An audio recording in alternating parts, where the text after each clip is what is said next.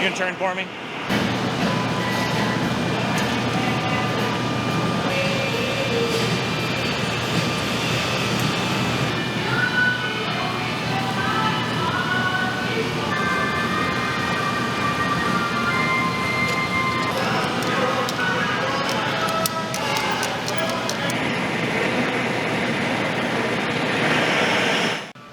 Hey everybody, welcome back to the studio. Today we've got a pretty long process video for you, where we'll be making one of our larger murrine pieces. But let's go ahead and get started. We're going to start by getting a small amount of clear glass out of the furnace. This furnace inside that door is about 2,000 degrees and it stays on 24/7. It contains all of our clear glass. Now we're going to head over to our garage and we'll go ahead and pick up this bundle of glass that I've put together and preheated. Right now it should be right around 900 degrees. I want it to get a little bit hotter before we transport it to our bigger oven on the other side of the room. So we're going to pick it up, make sure it's nice and stable, and then we'll preheat it over the flame before we move it over to the bigger heating chamber. Right now we're just getting our color pattern ready. We're going to end up stretching this big bundle of color pretty far. I want it to be probably about 4 feet long, maybe 5 feet in the end.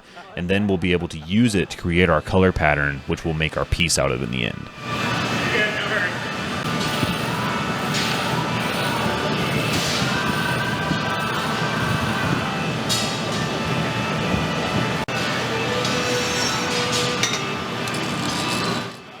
So right now, all of the canes are held together by these little wraps of wire that I have around them. So what I want to do is I want to heat up the glass so that everything fuses together, and then I'll be able to cut away the metal and we'll have our nice cylinder that we'll begin to start to stretch. A little bit of blue, and it's like 1 or 2 little pieces of blue.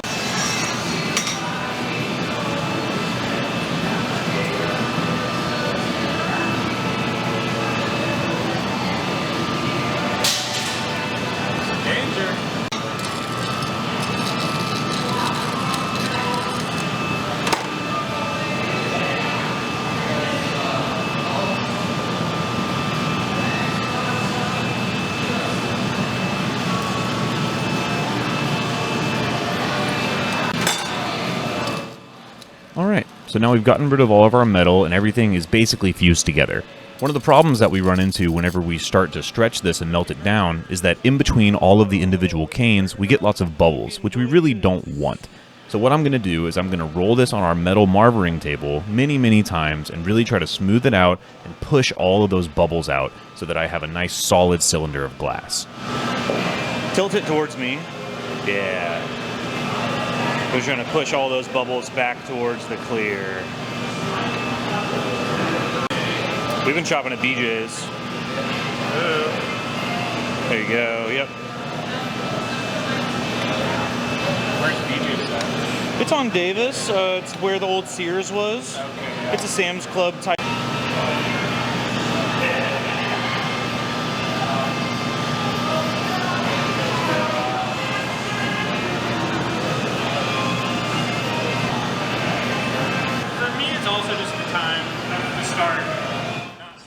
Alright, so now we have everything melted together. I've pushed out as many bubbles as I can, and we're going to prepare to stretch it.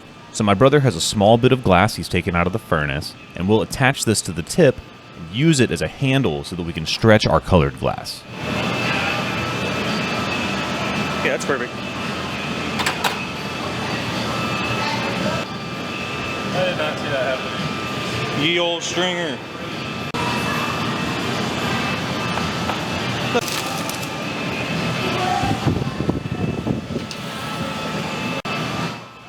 Alright, and now that it's at the right temperature, I'm going to pass it off to him at the top of this ladder. We'll stretch it, and then we can put it in our annealer so that it can cool off.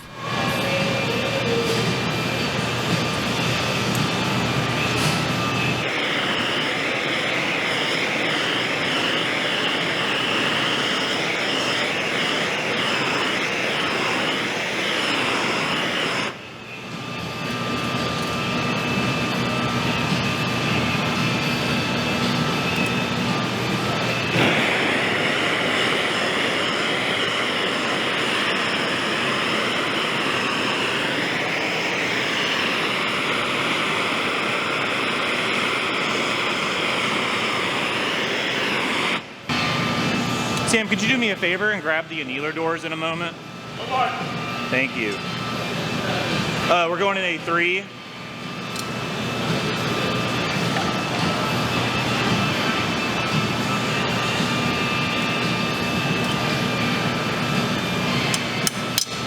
Come on, man.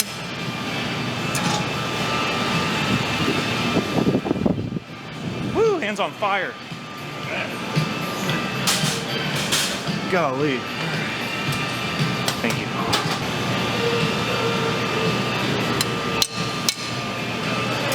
Ooh. Ay, ay, ay, ay, ay. Thank you, sir. Appreciate you, man. Oh. If you go in there, but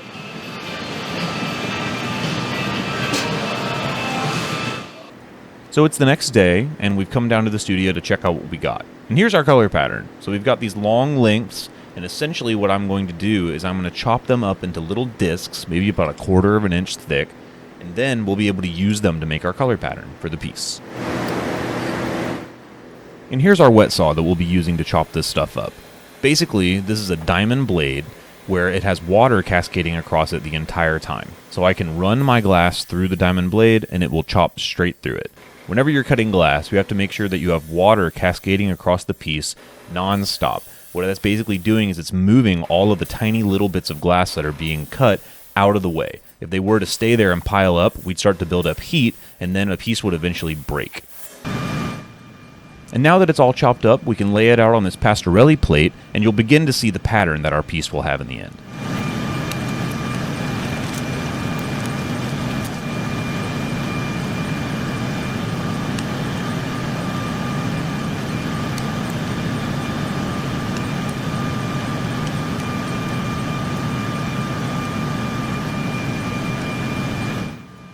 And here we go. This thing's all good to go. So we're going to put it in the garage, the same thing that we put it in whenever we were heating up the murrine in the first place. And we're going to then transport that over once it's preheated to our reheating chamber and start to turn it molten.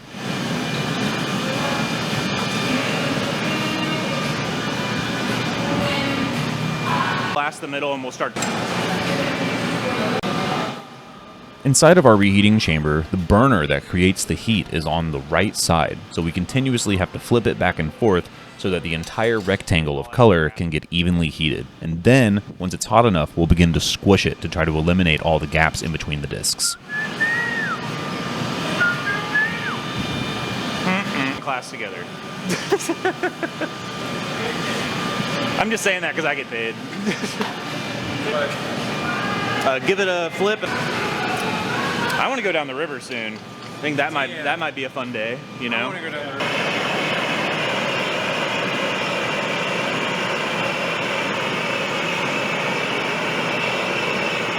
Sticking.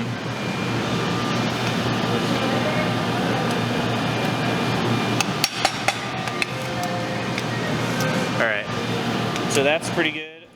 All right, so now everything is fused together. I can take a small measurement and I'll begin to make my collar. So I want this round little piece of glass that's on the tip of my pipe to be about as round as it is long that the piece is, so that it can roll up into a nice cylinder around my collar right there. We'll make sure that they're both a good heat, and then I'll come over and we'll roll it up into a cylinder.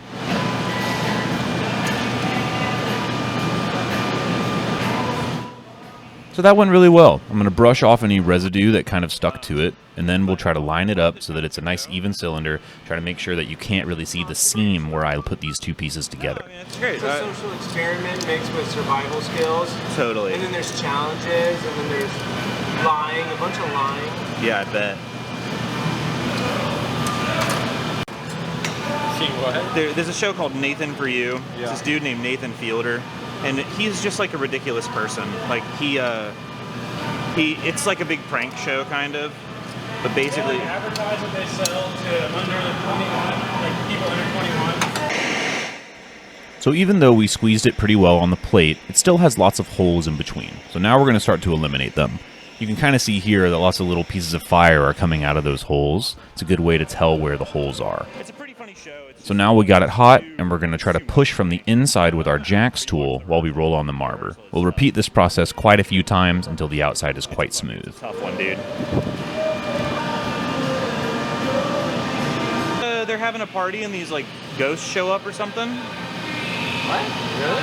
Yeah, because that's awesome. Okay, cool. All right, and now that we have it nice and smooth, we'll do something similar that we did with the murrine, where we're going to cap it off with a piece of clear glass. The reason we do this is because now I need to close off that cylinder so that it creates a bubble on the end of my pipe. I want to maintain my pattern, so we use the clear glass for the termination so that I can cut it off using the clear and I don't lose any of my pattern.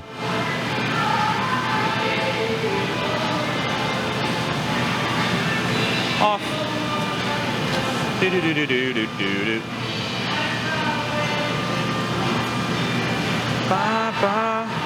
Other movies. Yeah. It looks like it has to do with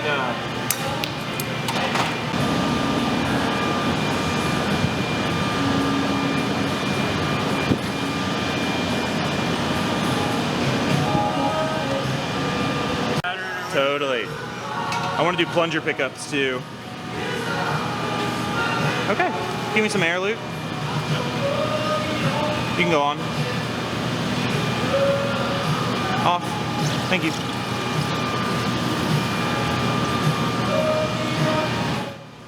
All right, so now at this point in the process, everything's looking pretty good. We're going to let this cool down. You can really start to see the color. And now what we're going to do is we're going to go and get a new layer of clear glass on top of it, and we'll begin to make our piece. Really? For like a specialist? And while we're getting this new layer, I just want to ask that you guys subscribe to the channel if you're not already subscribed. You know, if you like what you're seeing, like the video, leave a comment, share this with someone who might find it interesting. Really appreciate everything you guys do for me.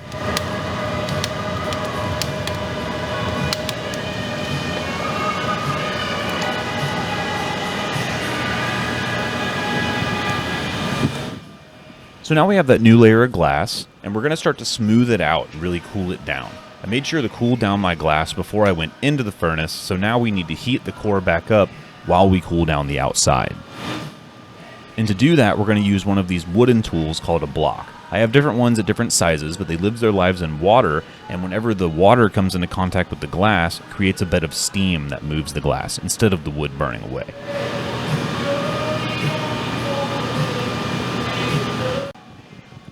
And now we're going to get ready to go in for another gather. I want another layer of clear glass. So I'm going to cool it down, inflate it slightly, and then we'll head to the furnace to get the next layer. It's everywhere, yeah. And like I said before, this furnace is at 2,000 degrees on the inside. It houses 700 pounds of molten glass, only clear glass, and we keep it on 24/7. So now I'm doing what's called a strip gather, where I get rid of all the excess glass by kind of just going vertical. You can really see the core there, and all this glass is going to ooze off, and I can kind of choose whenever I want it to stop. Can you grab the 14? And now I've got another one of these block tools ready. This is our 12 blocks, one of the larger ones we have, and it doesn't have a handle on it, so I've kind of hold it in a strange position, but it still works great. Not to burn my hands. Gotta keep on moving. Keep on moving. That's all good. I'm going to throw it down in a second. So now we finally have all the material that we're going to need, and we can start to inflate it and turn it into our final piece. So this table that I'm rolling my glass on is called a murrine table. It's a thick piece of metal that we use to shape the glass as we roll it back and forth, but it also cools the glass down. So I cool it down in the areas I don't want to expand, and then when I hang it over the edge, I can blow through it, and all the areas that stayed hot and that didn't cool down will start to inflate. You've probably seen me use this tool quite a few times. This is our newspaper tool. So this thing in my hand is about 12 sheets of newspaper wrapped up and soaked in water, and just like the murrine table, it really helps me cool down the glass in different areas while I get my brother to inflate it from the other side of the bench.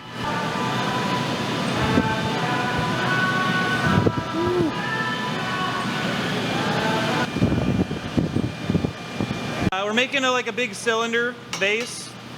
Should be like a bottle in the end, I think.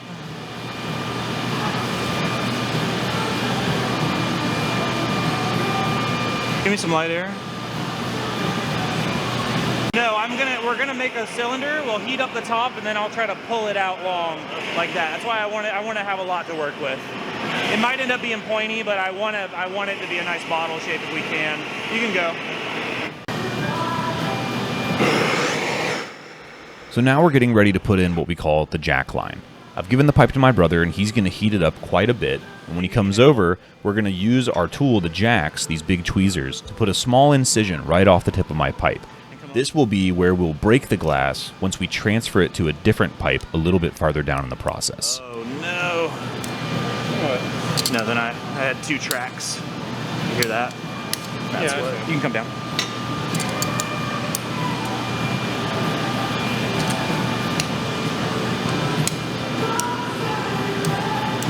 Woo! Give me some air. Yep. Yeah, on. Off. Okay.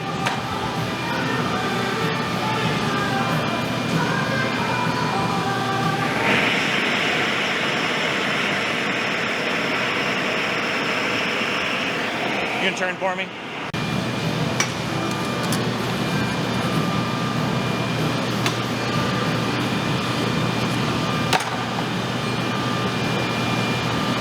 Yep, give me some air. On.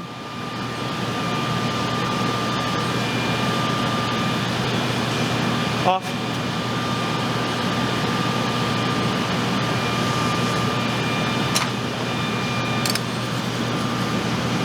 Ugh, I'm getting a blister. Alright. I'm gonna turn this for just a second. I'm gonna take all this crap off. Yeah, see? Blister. Look. Turning the pipe. Wider pipe. Yeah.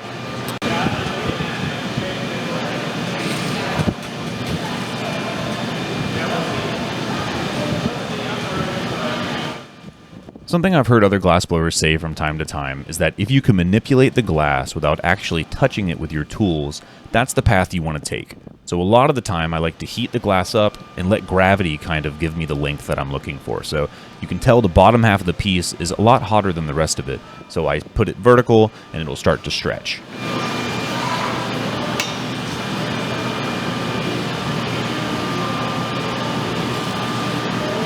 Can you give me some air? On. Off. Maybe low hose. Yeah, I think so. Long lines when it drops, you know? So it's like...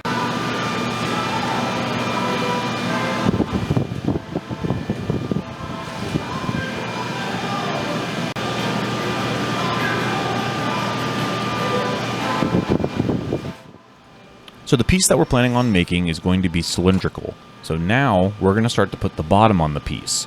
I'm going to use my tools to make sure that the sidewalls stay even, and my brother has some wooden paddles. He's going to start to press in on the bottom and give it that nice 90-degree angle that the bottom of a cylinder should have. All right, off. How's it look? This needs to be sharper. He was like in college, he was like with them when they started or something. Who are these guys? They're the, I'll remember in a second. I'll look it up. And now it's time for that transfer I was talking about earlier. This is what we call the punty transfer. This solid pipe with the little bit of glass on the tip is what we refer to as a punty. It's going to be the new pipe that we use to start to open up the piece once we break it off of the old one.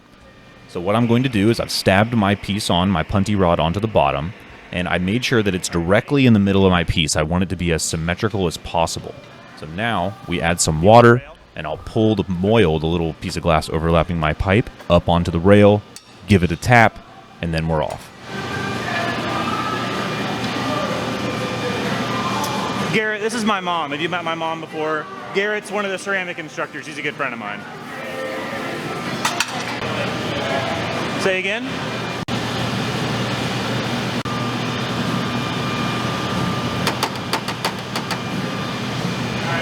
Yep. And now what I'm going to do is get rid of a small bit of glass off of the tip of my piece. So this is called trimming. I'm going to elongate it a little bit. That lip there has some tool marks on it that I really don't want on the final product. So we're just going to get rid of it. We're just going to cut it off.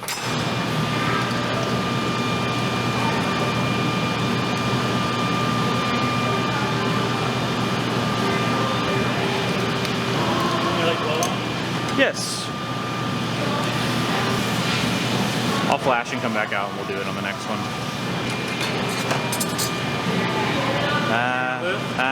hold on. Let's cool it down a little bit more. I'm worried.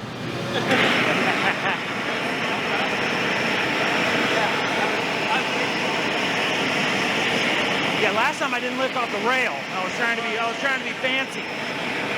All right, let me take a flash. Woo! And there we go. So no more tool marks. You know, the lip of the piece after you do the transfer is often very, very thick. So it's good to get rid of that even though it doesn't have any tool marks on it. Okay. And now I'll start to use my other tools to lift it open and inflate it from the inside. The cloth is just so hot. It is. They don't even sell freaking normal capacity on top. Yeah. So I don't even wear board shorts. No, wait a minute. You wear wetsuit, neoprene bottoms? Yeah. Yeah, you don't get chafe. I like them a lot.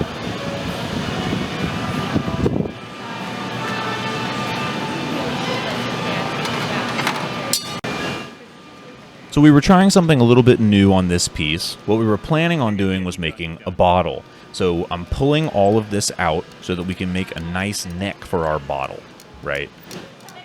But often in glass blowing, things don't usually go as planned, especially when you're trying new stuff. So it's difficult to expand and try new things a lot because things will constantly break on you, you know, if you haven't had the practice of trying the new form. But it's always good to branch out and try new things, you know, there's nothing wrong with it. And things go awry, you know, sometimes, but that's life. That's kind of just what you have to be ready for in general. All right, take a flash and then bring it back to me.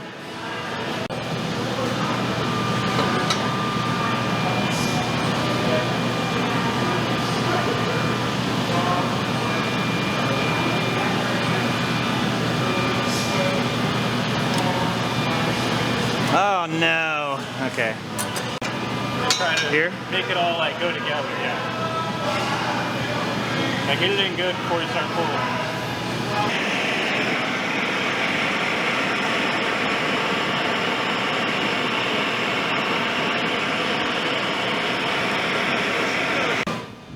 So the move didn't go exactly as I planned. The glass got pretty thin and it fought me. I don't know if I didn't get it hot enough or if I didn't apply enough pressure correctly at the right time, but it's off. It's not what I want. So basically what we're going to do is we're going to get rid of everything that I just pulled out. So we're going to get rid of everything basically from the neck down.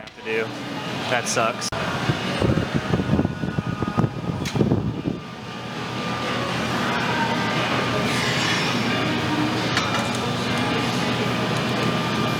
Ay, no fun. I hate getting rid of it. All right, whatever. Let's do it quick.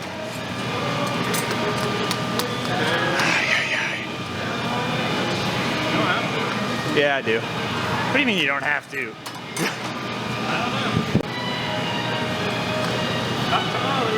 All right, you ready? Do it, do it. Do it. Oh, come on. Okay.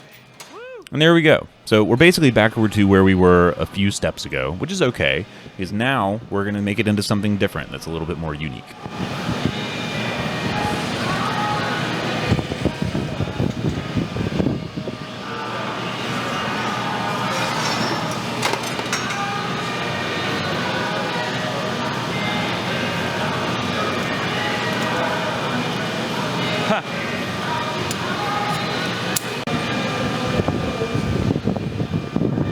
See what happens. But it would be a nice flare. So now I'll use my tools to start to open up the lip. This is a little mangled, it's a little bit uneven, so I'm going to do this in a few steps, but we'll open it up slowly so we have something kind of resembling a cylinder. Nah, it's okay. This thing's all over the place. Yeah, not what I wanted.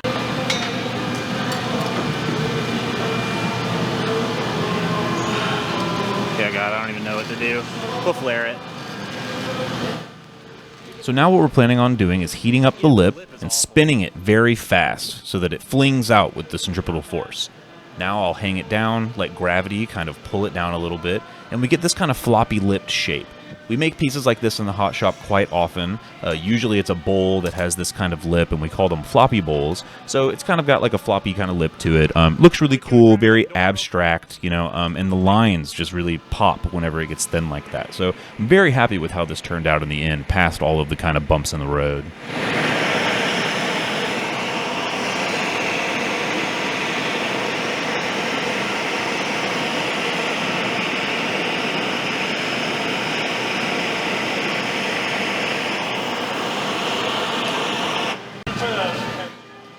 So now the final thing we have to do is disconnect it from our pipe.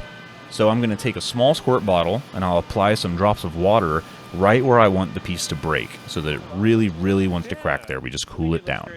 Then I'll take a small wooden paddle, give it a little tap, and it'll break off into my brother's Kevlar gloves. We use a small torch to get rid of any sharp spots on the bottom, and then quickly we'll transport it to our annealer so that it can cool down overnight. Can you go this side? Like in the middle or somewhere? Yeah, you got it, you got it. Awesome. And here we go. This thing came out great. You know, the murrine pieces are fantastic. They're always a bunch of fun to make because you always get something different, you know. The lines move and kind of resemble the motion of the glass, so you can kind of tell where it was stretched and where it was thinned out in different areas. And, you know, the lines are kind of like proof and evidence that that happened. So I always find them very interesting. They're always a bunch of fun to make, and you always get something new every single time. This piece is also available for purchase either on my website or my Etsy page, so if you'd like to have it in your home, check out the link in the description, and hopefully you can.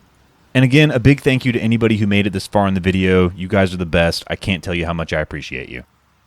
And we just recently launched a Patreon page, so please check that out if you want to help support the channel and get some extra content. And here is a list of all of our Patreon friends so far. Y'all are the best. Thanks so much. Be safe out there, and I'll see you in the next video.